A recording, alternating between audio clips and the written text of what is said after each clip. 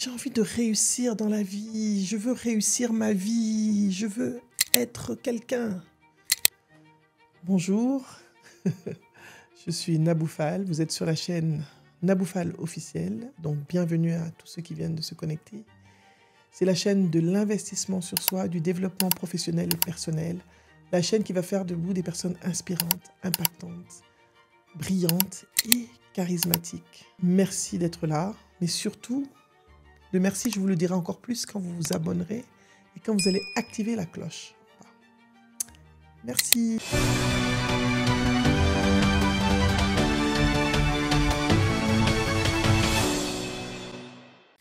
La réussite. J'ai envie de parler de la réussite. Ce n'était pas vraiment mon sujet, mais j'ai envie d'en parler. Parce qu'il y a tellement de façons de voir la réussite. Déjà, la réussite, il y a un référentiel par rapport à la définition de la réussite que vous allez donner.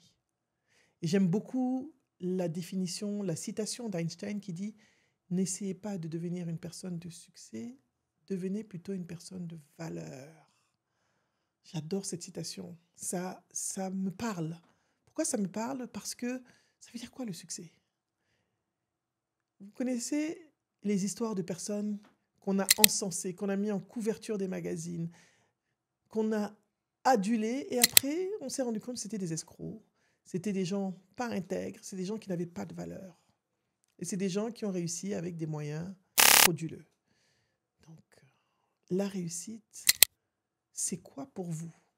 Quelle est votre perception, votre définition de la réussite? Parce que pour moi, la réussite, elle est individuelle, elle est personnelle. Pour un mathématicien, ce sera de trouver une formule extraordinaire ou de résoudre une équation irrésolvable. Pour un chercheur, ce sera de trouver des solutions par rapport à un sujet de recherche dans l'agrobiologie, dans l'agriculture, etc., ou dans la microbiologie, s'il est là. Pour un écrivain, c'est aller au bout de son livre, avoir réussi à écrire son livre du bout en bout. Mais pour la majorité, quand on parle de réussite, c'est la voiture, la maison, et c'est tout. C'est important, le matériel est important. Mais le matérialisme a pris tellement de place dans nos vies qu'on ne considère plus la valeur, on ne considère plus les valeurs. On ne considère même plus l'éthique à la limite, parce qu'on ne sait pas comment quelqu'un a eu quelque chose et on l'encense juste parce qu'il a des signes extérieurs de richesse. Essayons d'aller un peu plus en profondeur. Allons en profondeur, les gars. Allons dans le cœur, allons dans la personne, allons dans l'âme des gens. On fait la promotion de devenir riche. C'est très bien, je ne suis pas contre. J'adore l'argent, j'aime l'argent. Je ne dis pas le contraire, mais l'argent licite et éthiquement gagné. Mais en même temps, on ne parle pas des exemples de dons de soi, de générosité. Et vous remarquerez que toutes les personnes milliardaires, connues, qui ont de l'argent, à un certain moment, elles ont envie d'impacter différemment. Elles ont envie de donner du sens à leur vie. Parce qu'elles se sont rendues compte que l'argent ne donnait pas de sens à leur vie. Bon, c'est vrai, vous allez me dire, c'est un problème de riche. Peut-être. Mais on est nourri aussi par la cupidité. Franchement, je vous pose une question. Est-ce que vous pouvez conduire plus de 2 voitures à la fois? Vous voyez l'habit que je porte là? J'en ai plein. Mais je ne peux pas porter 2, un autre ou 3, 4 habits les uns sur les autres. Bon, sauf en hiver, les gens qui ont froid, ça c'est autre chose. Les gens du Canada, je vous fais un coucou. Ce n'est pas l'hiver, mais ça arrive, donc je vous fais un coucou. Donc, c'est important de se dire, pour moi, c'est quoi la réussite?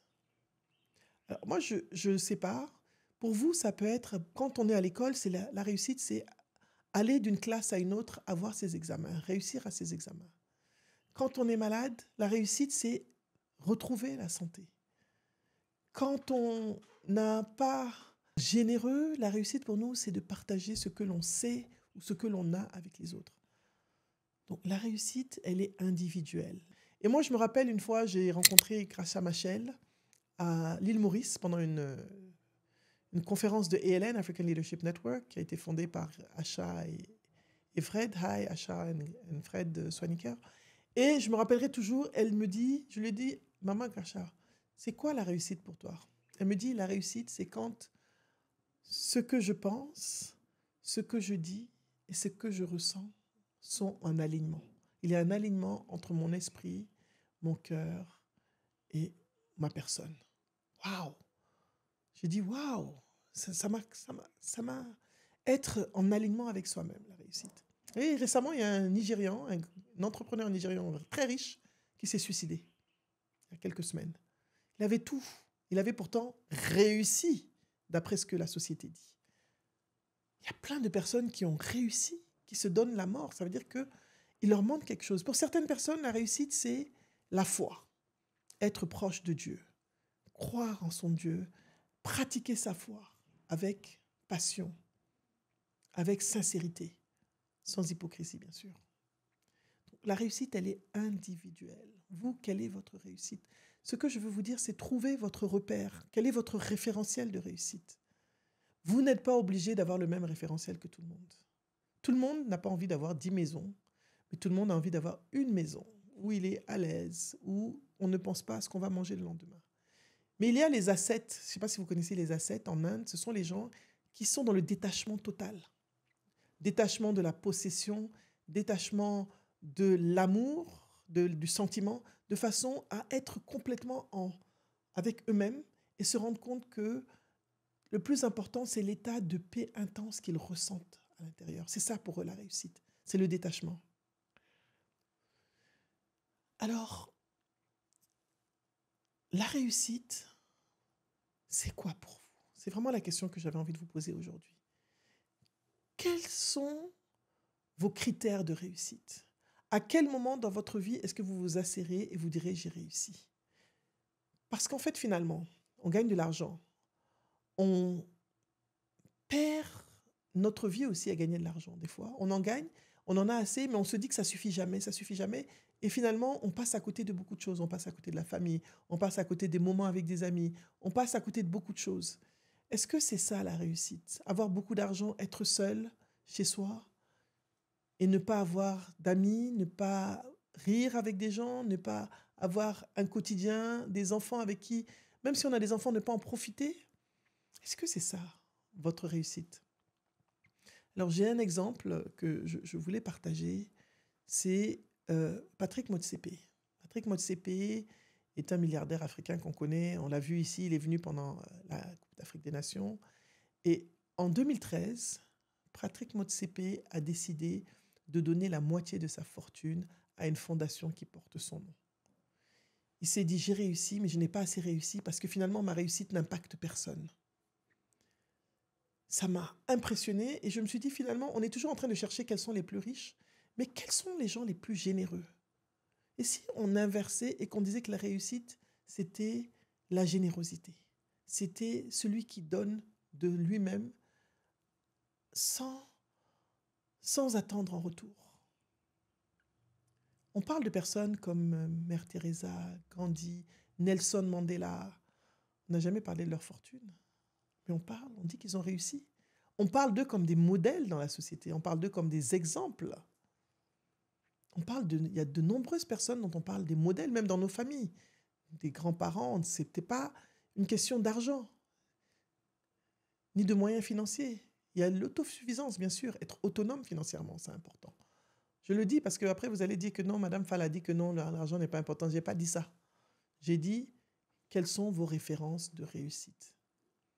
Parce que sur la pyramide de Maslow, il y a des besoins. Il y a le premier besoin, les besoins de se couvrir, de manger, les besoins physiologiques. Ensuite, il y a les besoins de protection. Ensuite, il y a différents besoins. Et au haut de la pyramide, il y a le besoin d'épanouissement, le besoin d'accomplissement. Et ce besoin d'accomplissement, nous qui avons déjà atteint le minimum, on se dit, qu'est-ce que je dois faire pour réellement réussir? Voilà, je voulais juste partager ça avec vous. Et je vais finir avec une citation de Zig Ziglar qui dit « C'est ton attitude qui va définir ton altitude. » L'attitude que l'on a dans la vie. Et l'éducation que nos parents nous ont donnée, c'est aussi ça un critère de réussite.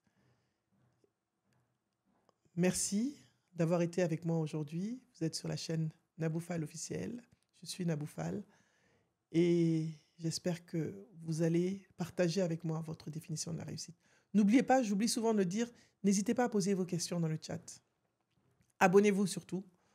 Abonnez-vous et activez la cloche parce que nous sommes encore en chemin pour grandir humainement, intellectuellement, nous développer et devenir des personnes inspirantes, impactantes, brillantes et charismatiques. À bientôt!